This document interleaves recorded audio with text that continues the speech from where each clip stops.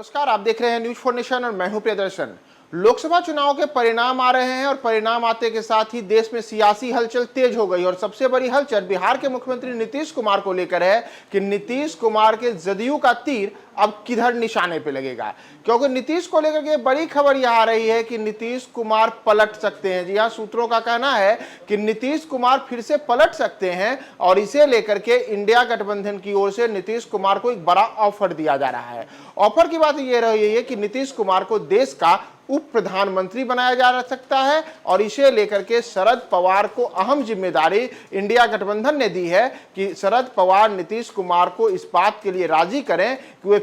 फिर से इंडिया गठबंधन में आए और इंडिया गठबंधन उन्हें सम्मानजनक पद के तौर पे देश का उप प्रधानमंत्री बना सकता है। तो नीतीश कुमार, जिनकी पार्टी जदयू, आज बिहार में जब लोकसभा चुनाव के परिणाम आ रहे हैं तो 15 लोकसभा की सीटों पर शानदार प्रदर्शन कर रही है, लगातार 15 सीटों पर बढ़त बनाए हुए हैं और ऐसी उम्मीद जताई जा रही है कि जदयू बिहार में कम से कम 15 सीटें जीत सकती है। तो इस स्थिति में जो लोकसभा में बहुमत हासिल करने का मैजिक नंबर 272 है, उस 272 के आंकड़े तक पहुंचने में एनडीए गठबंधन के लिए बड़ी मुश्किलें पैदा होती दिख रही है। दरअसल अगर आप अभी तक के जो मौजूदा आंकड़े हैं उन्हें देखिएगा तो भारतीय जनता पार्टी अपने बलबूते कहीं से भी 272 तक नहीं पहुंच पा रही है, जबकि चुनाव जब शुरू हुए थे तो प्रधानमंत्री नरेंद्र मोदी ने अब की बार 400 पार का नारा दिया था। तो अब की बार 400 पार तो छोड़िए, 272 भी भाजपा नहीं पहुंच पा रही है और इन स्थितियों में एनडीए को अपने अलग अलग सहयोगियों का साथ चाहिए,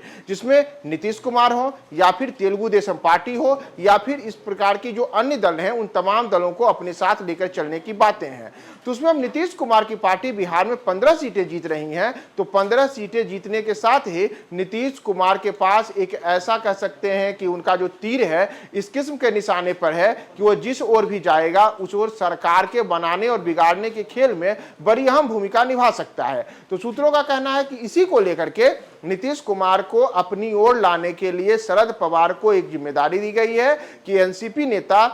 शरद पवार नीतीश कुमार से बात करें और उन्हें देश का उप प्रधानमंत्री बनाने का ऑफर दें। अगर नीतीश इस ऑफर को मान लेते हैं तो नीतीश कुमार के लिए जो इंडिया गठबंधन में वापसी की राह है वह तो सुनिश्चित हो ही जाएगी। साथ ही साथ जो जदयू के जीते हुए सांसद हैं उन तमाम सांसदों को भी जो केंद्रीय मंत्रिमंडल है उसमें भी कई अहम पद दिए जा सकते हैं, यानी कि कई अहम मंत्रालय मिल सकते हैं। तो नीतीश कुमार को लेकर के इंडिया गठबंधन की ओर से जो अब सूत्रों के अनुसार जो अलग अलग बातें सामने आई हैं उसके अनुसार नीतीश को उप प्रधानमंत्री और जदयू को कई मंत्री पद देने की बातें सामने आ रही हैं। तो अब देखना महत्वपूर्ण होगा कि नीतीश कुमार क्या जो बातें उनको लेकर के चल रही हैं उन बातों में सच्चाई है और नीतीश क्या फिर से पलट सकते हैं। क्योंकि अगर हम इतिहास उठा करके देखें तो नीतीश कुमार कई मौकों पर इधर उधर आते जाते रहे हैं। कई बार वो एनडीए में रहे, कई बार वो महागठबंधन में गए। उन्होंने ही जब वर्ष 2022 में